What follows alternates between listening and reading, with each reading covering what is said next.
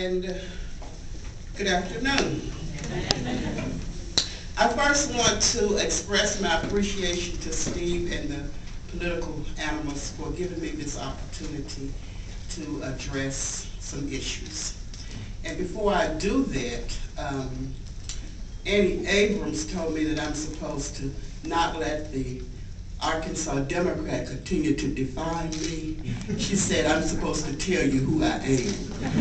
All right.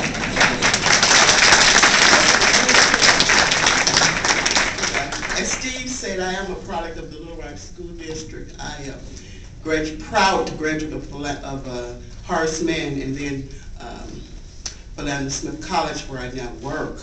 I have been in public education for a long time. I've served in different capacities in higher education. I served as president of Shorter College a few years ago for 7.5 years. I have served as an assistant professor at UCA in Conway. I have served as a research assistant when I was doing my graduate study at the University of Arkansas in Fayetteville. I've been around a long time. I've been on the school board for 18 years. I was motivated to become a member of the school board because I was a volunteer in the public schools. I served on the VIPS board for a number of years, and I'm involved in a lot of community organizations and civic organizations.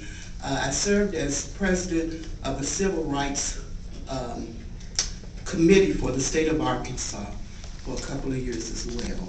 So I have been very involved.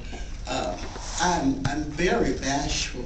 People don't believe it, but when I was growing up, I didn't talk very much. In fact, one of my teachers, Miss Sue Collin Williams, who did a great thing for this area as well, she was the teacher who filed a class action suit against the Little Rock School District for equal pay for black and white teachers. And at the end of the deal, she was the only one who went all the way. She was not bothered by threats. Yes, she lost her job, but thanks to the Court of Appeals, her job was restored with back pay. And so she paved the way for people like me. And I'm proud to say that she was my 7th grade English teacher at Dunbar Junior High School. In her class, we had to write our autobiography. And when she found out my sister was my sister, she couldn't believe it. She went next door, she got Mr. Bright, and she said, "Can you believe this little quiet girl is that loudmouth Doris Phillips' sister?" So I have always been really quiet and soft-spoken. But what really gets me agitated is when people are mistreated deliberately, and that really bothers me because I believe in what the Bible says when it says, "Do unto others as you would have them do to you." And I also believe that you do reap what you sow. So believe me, people, I am not deliberately beating up on anybody. All of my actions are geared toward helping or hoping to improve quality education for all the children in our school district. That has always been my centerpiece, and it always will. So that's who I am. Now recently, some information came out about me that wasn't true, and I need to make a statement regarding the allegation. And I simply want to make this brief. I'm reading this statement. I got permission from my attorney. I'm reading it, and that's all I'm going to do. I'm not going to ask any questions about it or anything. I'm just going to read it, if you would bear with me. It has been suggested that I have compromised my position as a school board member by accepting employment with the district without getting the school board's approval for that action. In fact, a large article regarding my purported conduct appeared in Friday's edition of a local newspaper. Therefore, I make this statement in order to inform the public of my position. First of all, as I stated earlier, I am an employee of a private college, Philander Smith College, where I teach education courses and assist in the training of future teachers. I have done this for many years. My only contract of employment is with Philander Smith College. I have never been employed by the Little Rock School District, nor have I entered into a contract to provide services on behalf of the Little Rock School District.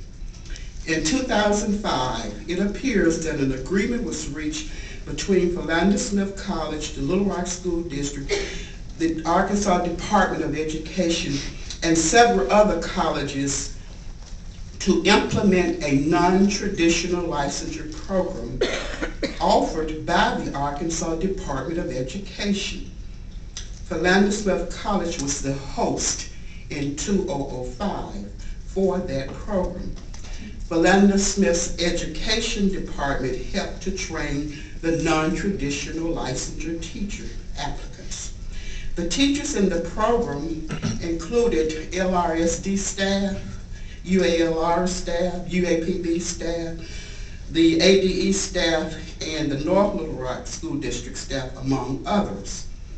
The role of the LRSD, according to the information I received, was to take the lead role in administering the program, which meant the Little Rock School District will be the budget manager and would make payments pursuant to the grant provided by the Arkansas Department of Education.